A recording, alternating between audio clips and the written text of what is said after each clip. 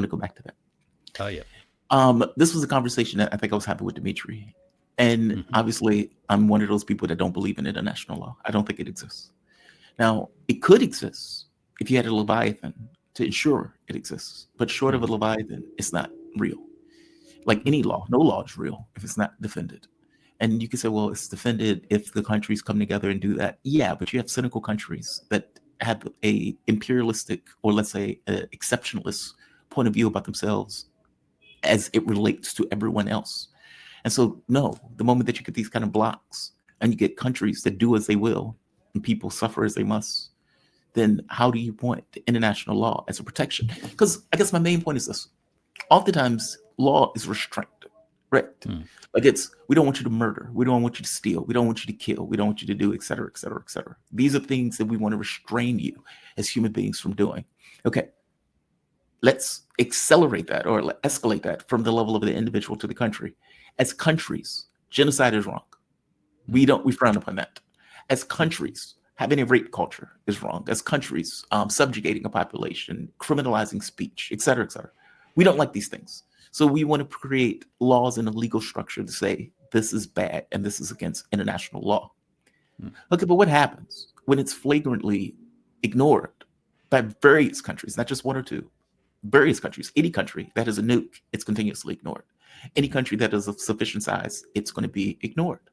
And so it's like you have a few stragglers, or the smaller countries would prefer those laws for their own security and protection because they don't want to be invaded and they know they can be invaded.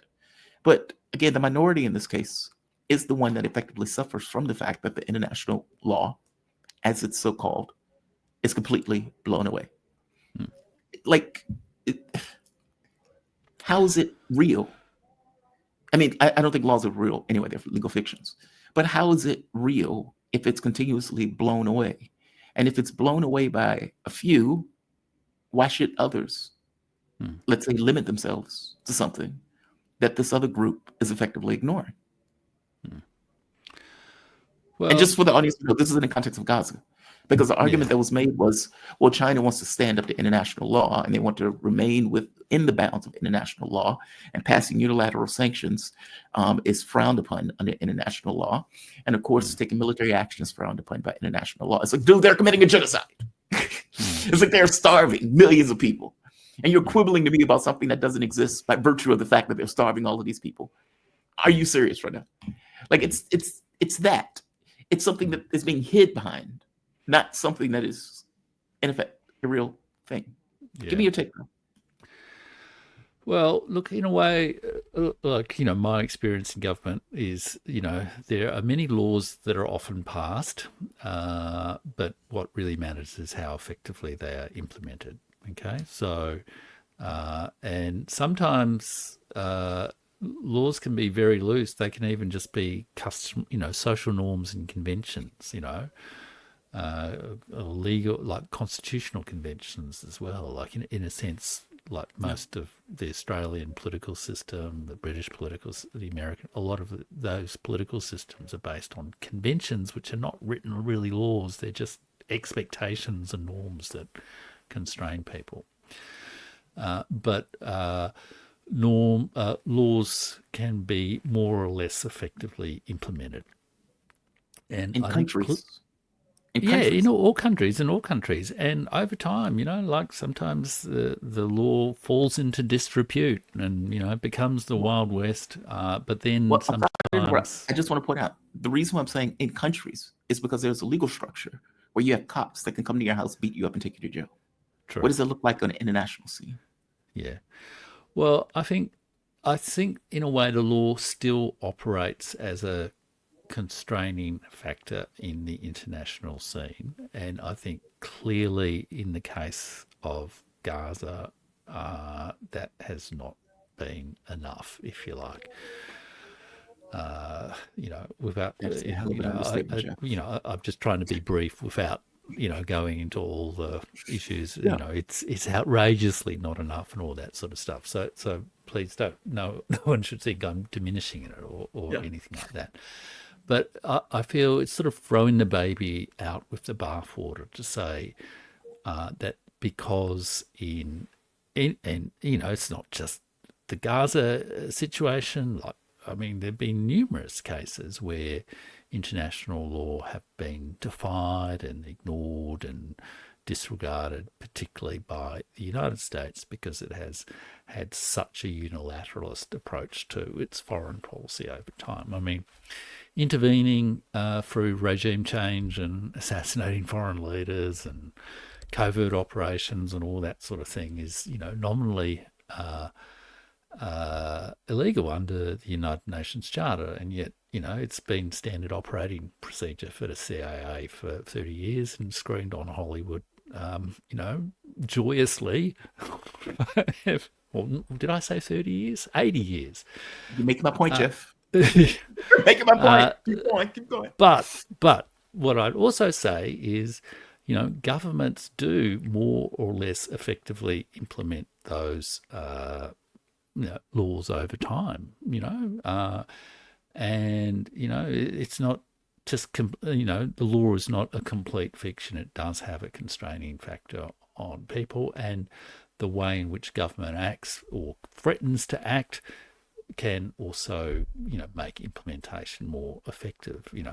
Like road laws. You don't speed. I mean, I don't know what it's like. It's probably not quite the same in the United States, but you don't speed much in Australia because you expect to be caught by a camera showing that you're speeding and get a terrible fine and all that sort of stuff.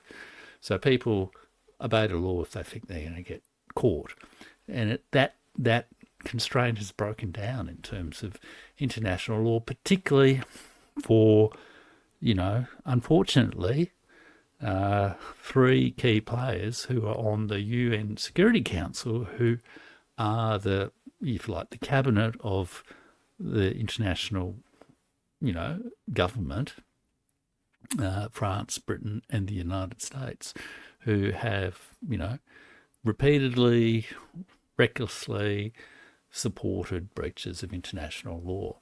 And I think China and Russia, in that sense, are supporters of the basic institutions of the UN and would like to see those basic principles and things enshrined. But they're dealing with a bunch of rogue actors who have this, institutional flaw in the system that means that they cannot really effectively police it, except, if you like, through balance of power and moral argument between people. So I guess my argument would be we need to retain a commitment to those international laws, those multilateral institutions, and rebalance the power, particularly of the United States, so that there's more, not coercion, more, more incentives, more effect, more sanction, more expectation that they'll get pinged for when they breach the international law. But, By who? By who? We're not there yet. By who? By who? Well, true. But ultimately, it is, the nature of international government is different to national government because, it is between, not formally equal states that are, not formally, not in reality equal. And so it's a case of, it's more like, it's not as structured in terms of authority, I guess, as what you'd expect in a national sort of government. But what's the alternative? I mean, what is the alternative? We need to find some way to vest those international institutions, that international law, the cooperation and association and debate between those organisations with more effect to get the international law to work better. I mean, I guess that's That's what I would I do argue. agree with it in theory. So I don't want it to Yeah, come across like, I yeah, want the yeah, law of the jungle. I guess my yeah, argument is we have the law of the jungle. yeah, It's kind of like I would love to have a Star Trek universe.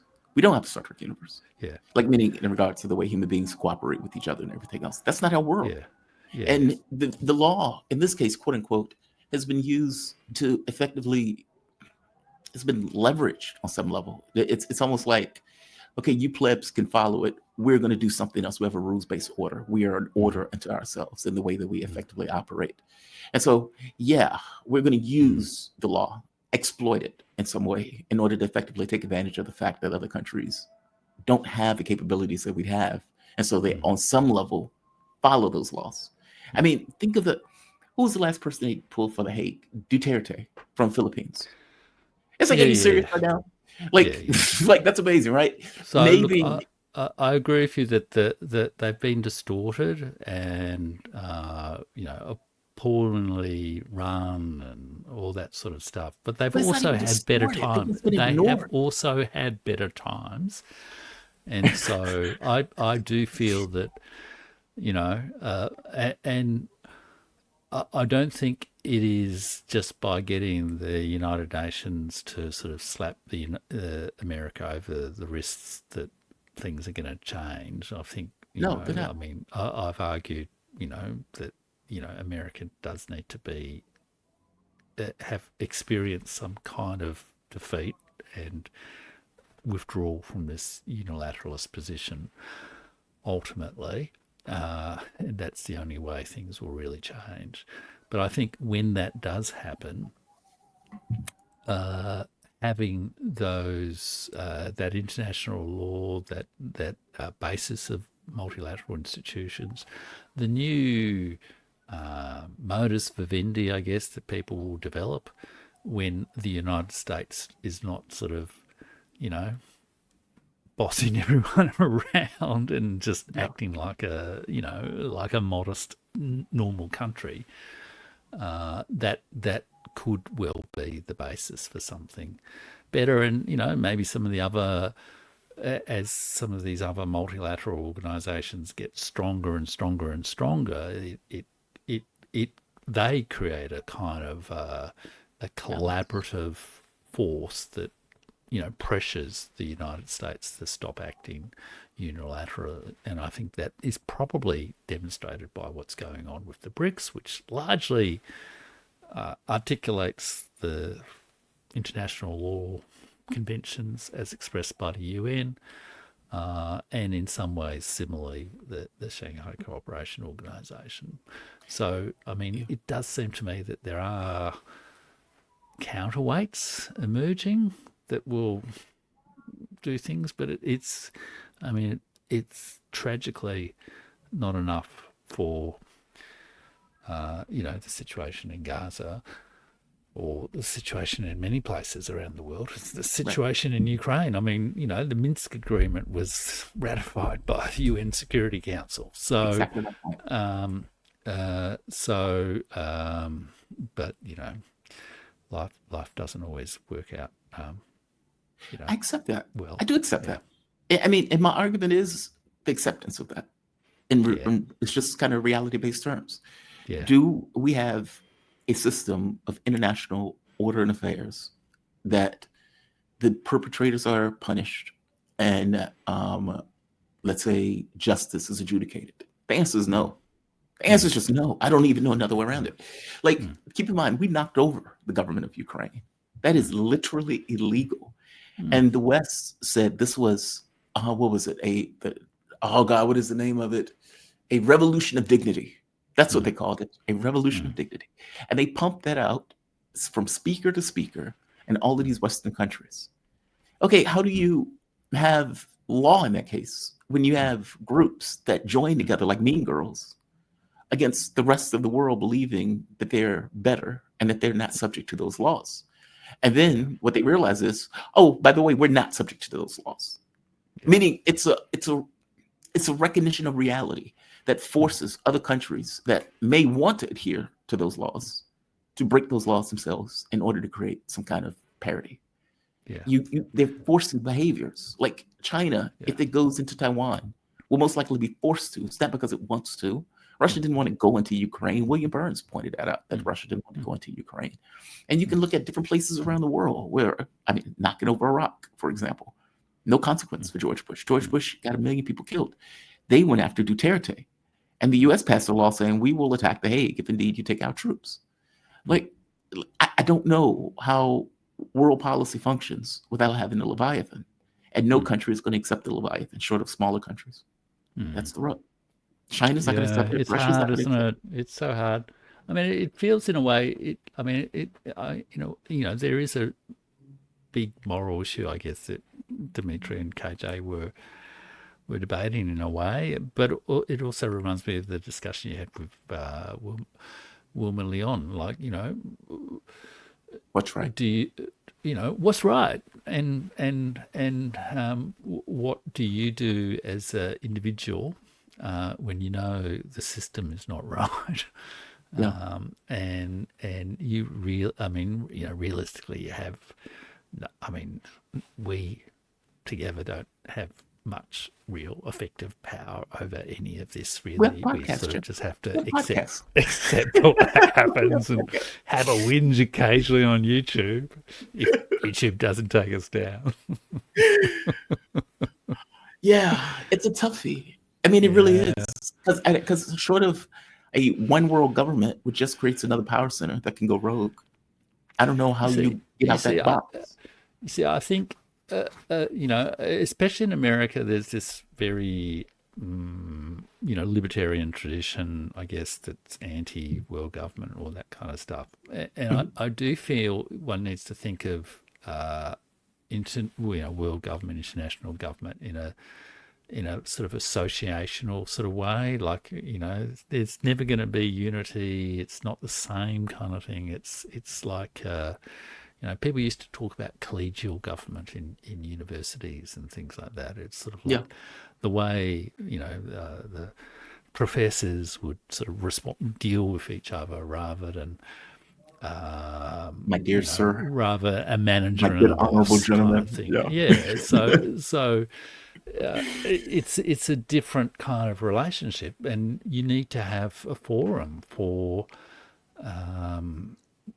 discovery of solutions. You need to have a forum to remind people of constraints, and like Russia could have conducted its war in Ukraine in a far more brutal way if it acted by the same moral principles that Israel does, or United States has, and arguably that is in part due to both the moral constraints of other international actors, or the conditional constraints of other international actors, and the moral constraints of both affiliation with the society and the culture of Ukraine, and also with the having internalized principles of international law, such as avoiding civilian casualties and that sort of thing. Yeah, but Darren, that's the rub. We don't have. It's like we don't. We have no peers. We have no equals.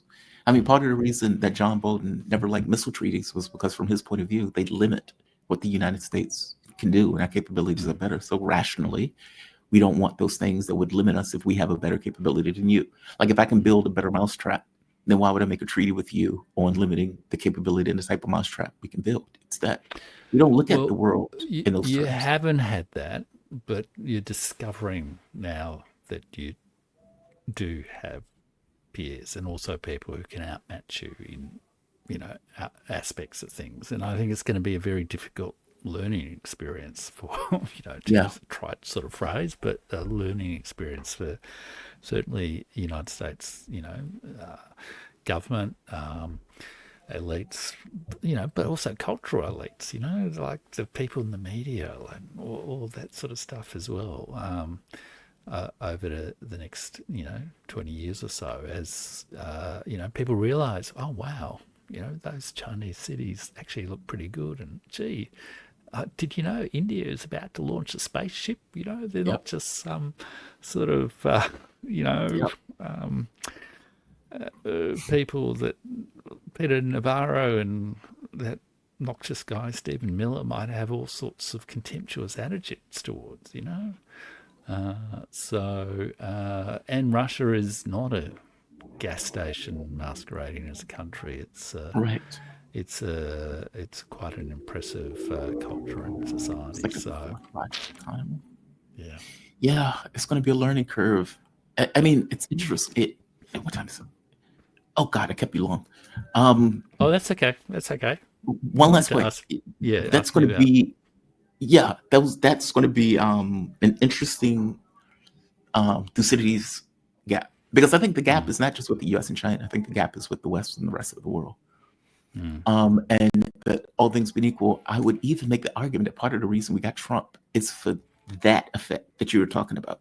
Because when you have mm, social media, you don't have to, like, it's one thing if you're back in the 70s. The world is pretty much what the media tells you it is, unless you travel, unless you go and see what the world is. When you have social media, any random person in Taiwan, and Iran, and India, and any of these countries mm, could say, or China, hey, look at these skyscrapers. Look how awesome our subways are. Hey, we have chandeliers in our subways. Oh, you guys have people peeing in your subways. You can see that disparity, and you can feel your life getting more difficult, especially looking back at the 70s and the 60s when your parents were raised. And you may hear Trump screaming about, I'm going to make America great mm, again. I'm going to bring back jobs. I'm going to do all of this magical things that you're just going to love me for. And I'm going to make America a contender again. And then you see Trump humiliating European leaders. You see him bringing in leaders and effectively trying to make uneven bargains where he can lord over the leader after he mm, makes the uneven bargain. Like saying, look how I took advantage of them. Isn't this awesome? Isn't this great? This is how America should be treated. You may have some Americans that say, yeah, this is what I want. Even though in material situations, nothing real is taking place. Their life is getting worse. mm, But you get the glamour of an actor, mm. pretending as he's doing a role. I don't know. I mean, I agree with you But though that it's not people. going well. I mean, and I guess how many times can the illusion be maintained? Oh, he tries. He's He going to tries. try, but Yeah. I guess there's this great book that's come out recently by I think it's Amitav Acharya called The Once and Future World Order, which part of its argument is we need to get over the West versus the rest kind of idea. That in fact, cultures are always intermingled, and Yes. a lot of the things that we think of as the West are actually the shared inheritance of many cultures from around the world, including, the United Nations Charter and a lot of the things we think of as, Western human rights and all that sort of stuff, ideas of world order. There have been many cultures that have contributed to that. Mhm. China and India played a major role in shaping the international institutions that became the post You- 1945 world order, Yeah. including, a sort of inserting a sort of a race, a racial equality sort of clause into the United Nations Charter Yeah. against the advice of the British and the Americans. Yes. Yes. Yes. And you know Because I'm this not story that mistaken. the Yeah. Americans said, "Oh, that will create problems. That will expose us on our Negro problem in the South." Sorry for language. Well, Oh, you're fine. Negroids. Not a bad that's word. what they said. Yeah. Yeah. And it's just it's brutal. So I think starting to break down some of that and having more respectful dialogue between the West and the rest would be really good. But it's not going to happen under the Trump administration. But I don't know. I think people in India, people around the world are just saying. I mean, Yeah. this administration is so inept, so out of control, but they're on borrowed time as well, and so Yeah. they're sort of preparing for whatever's going to come next. But the whatever comes next has got to be better than what preceded Donald Trump as well, because that wasn't great either. I don't know that's true. Like, for example, if you think back when they had Ronald Reagan, and you had leftists screaming, "Oh my God, this guy's nuts! This guy's an actor! This Mm. guy's losing his mind." And then you end up with George Bush, and it's like, "Oh my God, this guy's nuts! He's incompetent! Well, how on earth did he get in office?" Then you get Donald Trump. This is not a progression of greatness. This is the opposite. And even with the Democrats, it's the same thing, right? Yeah. You get Bill Clinton, who they have a picture of Bill Clinton with the stain on the presidential picture. I don't know if you know that. Like, the artist put it in the picture itself because the stain where he sold, well, you know what I mean. Yeah. It sold his britches when Monica Lewinsky Yeah. was giving him favors, quote unquote, presidential favors. Yeah. Okay, that's humiliating. And the whole NAFTA stuff, the trade Mm. deals, all of these things, like gutting medic welfare, the Telecommunications Act, which effectively broke up, where you don't have to be honest in media, so anybody can say whatever they want in media, and it's fair game. Like that's Bill Clinton. You go to Obama, smoother operator, but again, you can say Obama saved the country from the standpoint of the mortgage crisis, but all those people lost their homes, the war in Ukraine, the destruction of Libya. I mean, none of these things are good outcomes. It seems to just continuously get worse, with the culmination being Trump. I don't know if a J.D. Vance is going to be better, and I don't know if a Democrat can beat the Republicans. No. Despite how bad Trump is. So yeah, it's a big problem. Well, I did that video earlier in the year about US needs regime change. We do, but it needs to be root and branch. Like, it can't be. Yeah. It can't just be like, okay, this president left. It has to be something fundamentally different. I would argue the world on some level. It needs to be different. It needs to go through like a 90s experience in Russia, where like a Great Depression. It's and it's not just like an economic problem. In Russia they had profound social problems. The political system was in crisis. They changed obviously in 91, and then Yeltsin sort of fired tanks on the parliament, and Bill Clinton sort of reinstated it. Yes. and what is it? Here Come the Yanks. Time Life magazine even published it. Yeah. But then ultimately, Putin came in, and no doubt has strengths and weaknesses, blah blah blah. But has certainly sort of self-strengthened the political system and the social system within Russia. No one ever gets perfection in these matters, but I kind of feel there does need to be something there that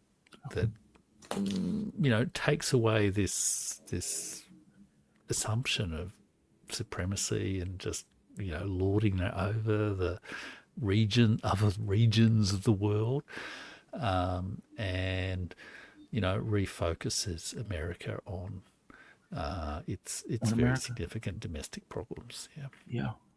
FDR, Peter Turchin, and by the way, I contacted him. I'm trying to get him to come on the show. Oh yeah, he's got a Substack too. I noticed actually.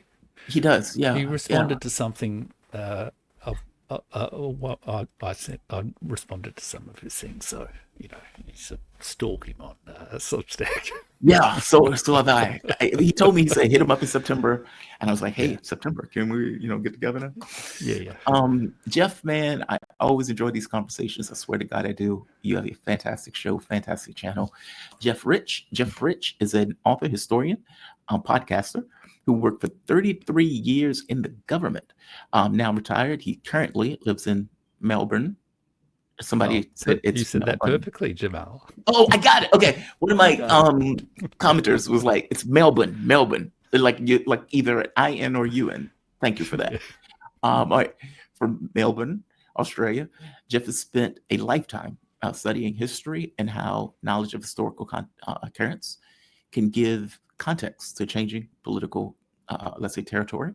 You can follow Jeff on his YouTube channel, The Burning Archive, and find him on his Substack at jeffrich.substack.com. I keep saying it. Jeff has a fantastic channel. Definitely check him out.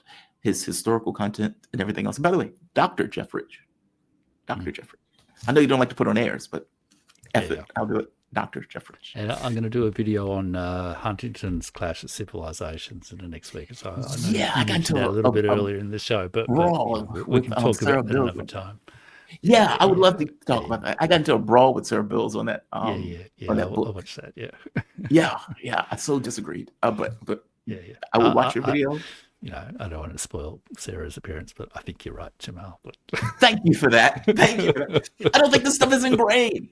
I think the moment that people get modernity, they're like, I'm on a couch. I'm eating bonbons. There's a fast food place down the street. Do I really want to pick up a gun and go to war? Without an adjutant that's pushing that. Ukraine would have never ended up in that war without an adjutant that's in that mix. And you can go to Syria. You can go from country to country to country. No, I thank you for that, Jeff. You're a historian, so I'm going to side with you. I think you're a genius and a scholar. Not just because you agree with me on this. You have a safe night. Thank you for this. Thanks, Jamal. Take you later. Bye-bye. Jeff has a great show, by the way. He really does. I know I say that for every show. There's shows that I mean it more than others. Jeff has a really good channel. Oh, wow. We have a few chats. So what time is it? All right.